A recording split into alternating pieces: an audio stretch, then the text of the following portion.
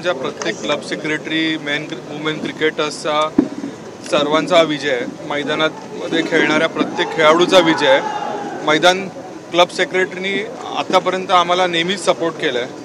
माननीय मुख्यमंत्री असतील, माननीय पवार साहेब असतील, यांच्या पॉवरफुल पाठिंब्यामुळे आमच्या पूर्ण गटाचा विजय झाला आहे। आशिष शेलारांच्या मार्गदर्शनाखाली आम्ही ही निवडणूक लढत होतो। त्या सर्वांनीच आम्हाला या निवडणुकीत मदत केली आहे।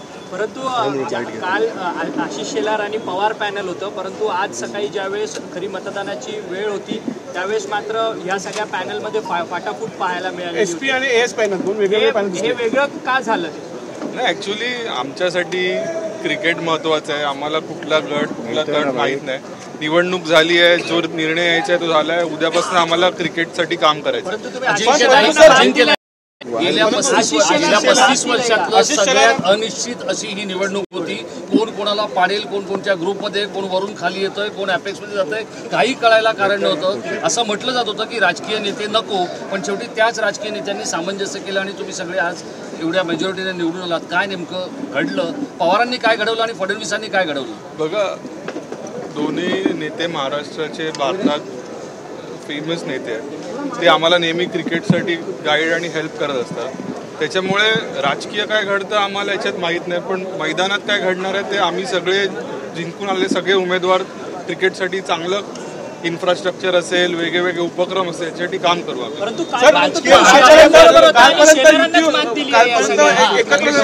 एका रात्री असं काय झालं सर, दोन पॅनल सकाळ दिसले? बघा, पॅनल कुठलंही असलं तरी आमचे जे मतदार आहेत ते हुशार आहेत। त्यांना ज्यांना मतदान करायचं होतं त्या लोकांनी मतदान केलंय।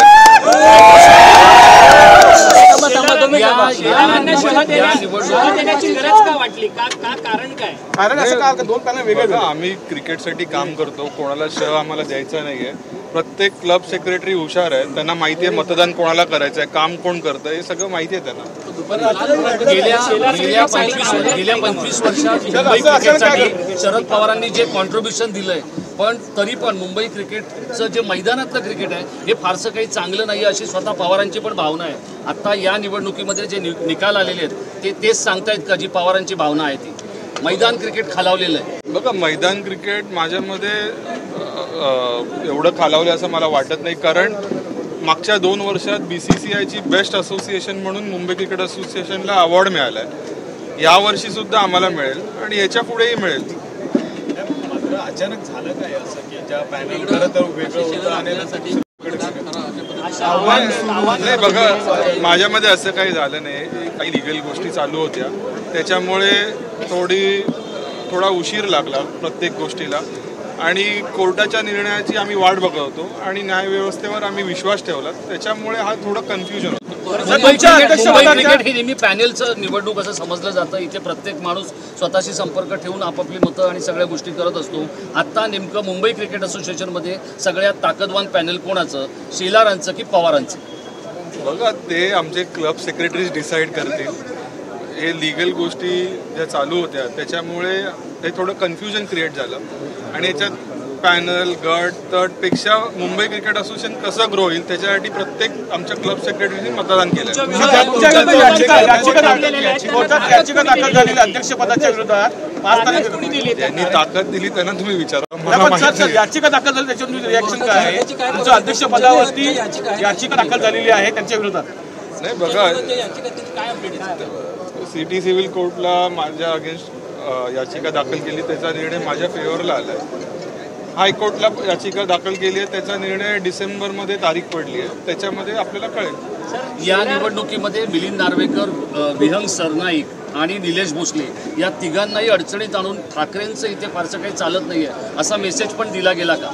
बघा, हे आमचे क्लब सेक्रेटरी आहेत, ते कुठल्या पक्षाचे आहेत, कुठल्या गटाचे आहेत, कुठल्या तटाचे आहेत, त्याच्यात आम्हाला इंटरेस्ट नसतो। ते क्रिकेटसाठी काय काम करतात त्याच्यावर पॅनल तुम्ही पाडलं। खरं तर तुम्ही म्हणतात की आम्ही क्रिकेटच्या मैदानासाठी काम करतो। शेलार आणि शेलारांचं पॅनल क्रिकेटच्या मैदानात, बघा, आशिषजींच्या मार्गदर्शनाखाली आम्ही आजपर्यंत काम करत आलो आहे, तर याच्या पुढेही त्यांच्या मार्गदर्शनाने आम्ही काम करत राहू। आशिष शेलारांच्या पॅनेलला डॅमेज झालेलं आहे. वरती बीसीसीआय म्हणजे जय शाह आहेत. मुंबई क्रिकेट असोसिएशनला जय शाह आता तितकीच मदत करतील जेवढी आशिष शाह असताना करत होते, असं तुम्हाला वाटतंय का? क्रिकेटसाठी सर्वच राजकीय पक्ष आम्हाला मदत करतात आणि याच्या पुढेही मदत करत राहतील.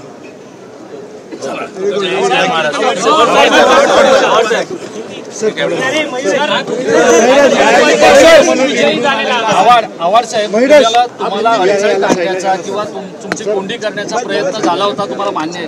कॅमेरा ठीक आहे, सगळं चालतो, जिंकलो ना, आता त्याच्यावरती चर्चा कशाला? चांगल्या मतांनी जिंकलो. कोंडी अडचण काय झालं, संपलं. पहिली रिएक्शन जो जीत गया वही सिकंदर. यापुढे कशा पद्धतीने तुमचं काम सुरू असणार आहे? क्रिकेटच्या मैदानामध्ये जेव्हा कॅप्टनच्या नेतृत्वाखाली सगळे खेळाडू काम करत असतात तसं काम करायचं. कामासमोर आहे कारण खरं मागच्या काही दिवस तुम्ही जे काही प्रोजेक्ट पाहत होता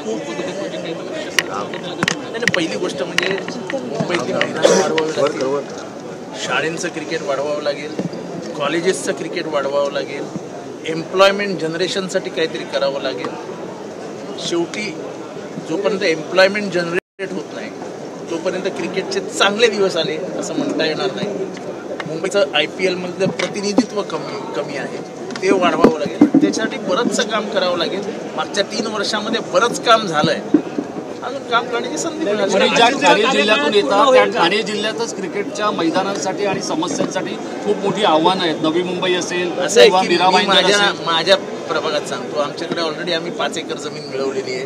तिथे नवीन सॅटेलाइट अकॅडमी उभी करतो आहोत. दुसरीकडे आम्ही एक मैदान तयार केलं आहे, त्याच्यावरती दररोज 350 पोरांचं ट्रेनिंग चालतं. असं काही नाही आहे, क्रिकेटचा विस्तार होतोय. आणि एका काळी दादर ते विटीमध्ये क्रिकेट होतं, आता दादर वसई, दादर कर्जत, दादर कसारा ह्याच्यामध्ये क्रिकेट पसरलंय. त्यामुळे मैदानं जी इथे आहेत तशीच मैदानं तुम्हाला तुमच्या कार्यकाळात नवीन संपूर्ण एक क्रिकेटचं मोठं मैदान घडेल का? कारण की ज्या पद्धतीने अनेक उमेदवार बोलत होते की आम्ही नवीन मैदान घडवू, स्टेडियम क्षमतेचं स्टेडियम 100% घडेल. 3 वर्ष आहेत, आजच सगळ्या प्रश्नांची उत्तरं दिली तर पुढच्या 3 वर्ष काय बोलायचं आम्ही? चला. तुम्ही 6 वर्ष याच्या आधी पण जेव्हा तुम्ही